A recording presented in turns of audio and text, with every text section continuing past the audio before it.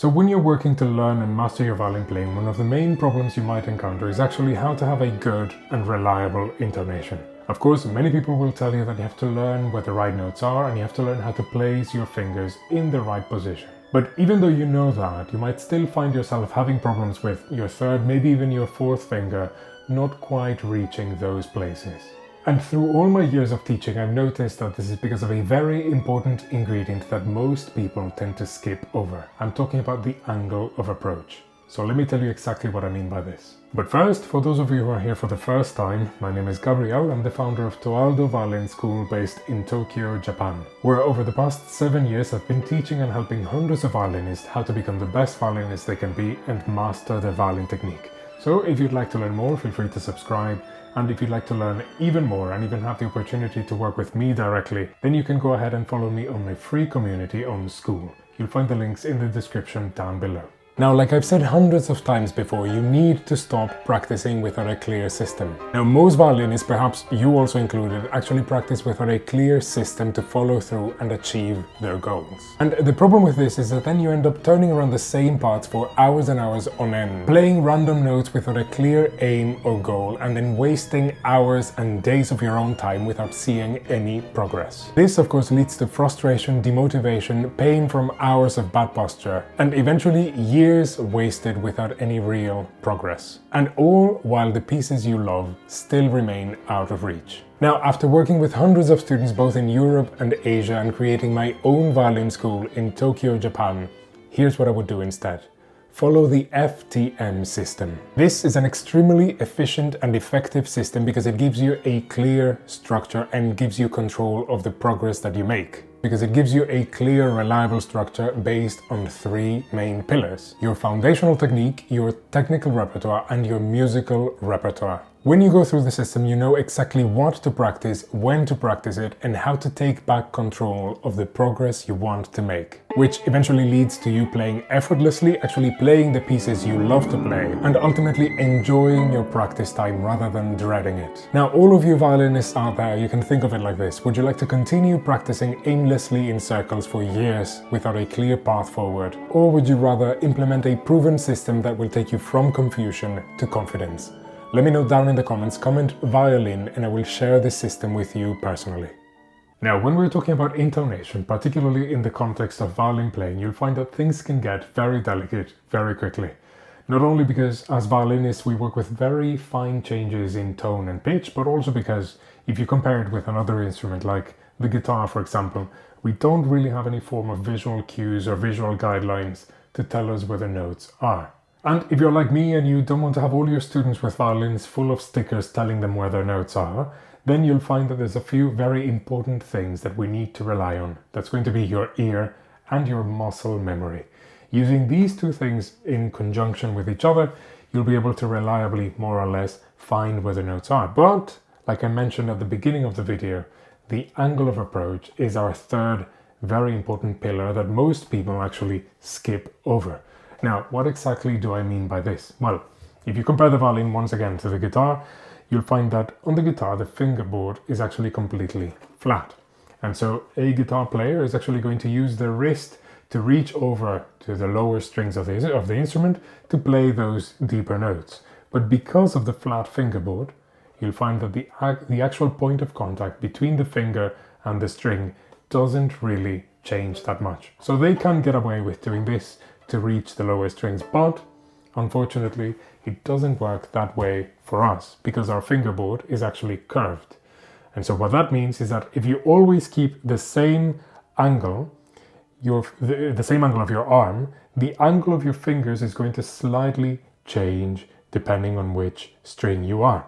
And so if you can reach this far with your 4th finger on your G string and you keep the same angle to go onto the E string, you'll find that now your 4th finger cannot reach the same place. They're actually moving a little bit diagonally rather than parallel. But then some people solve that by actually doing this, changing the shape of their wrist to allow them to actually have the same angle of the fingers as they move from one string to the other. This is also not the way, because when you do this, you're affecting the entire harmonic structure of your left hand.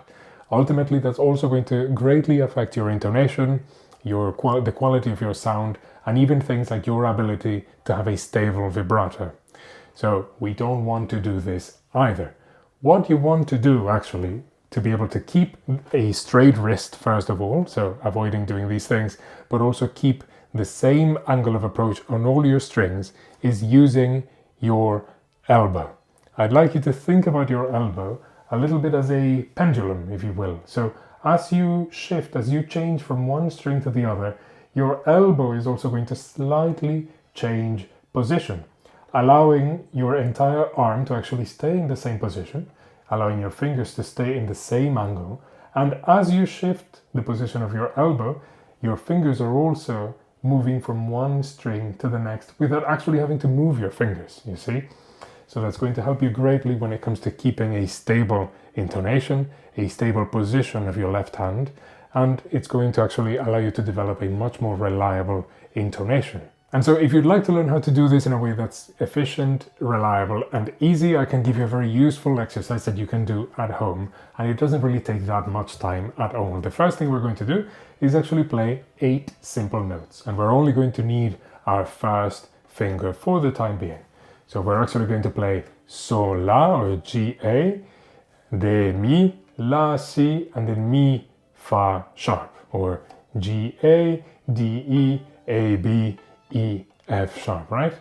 But instead of actually using your finger or using your wrist or using any other part of your body to reach the higher strings, I want you to focus on keeping your finger only moving up and down, just 100% vertical movements, just up and down, and you're going to control the horizontal side of things by shifting slightly the position of your elbow. Now, keep in mind, I'm exaggerating this movement right now to show you really how it works, but when you're actually performing or when you're actually playing, the movement can become a lot less pronounced, okay? So remember, fingers only move up and down, and elbow only moves laterally to allow the angle of approach of your finger to remain the same. And so it's going to look a little bit something like this.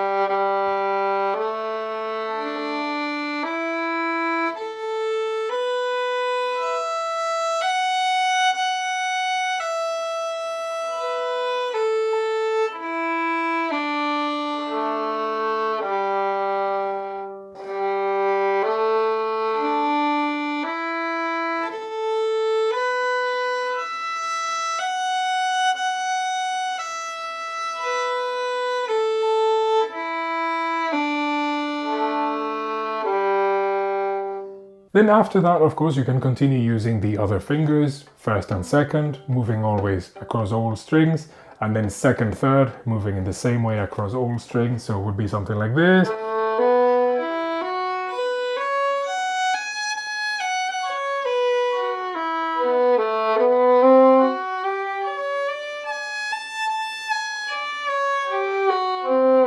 Always ensuring that the fingers are only moving vertically up and down, and that you're controlling the string crossings, the string changes, by shifting the angle of your elbow. Now, another very important point is that in order for this exercise to work the right way, you have to make sure that your string crossings are absolutely perfect. And so if you'd like to learn how to do that, you need to watch this video right here. So don't miss it, take care, and I'll see you next time.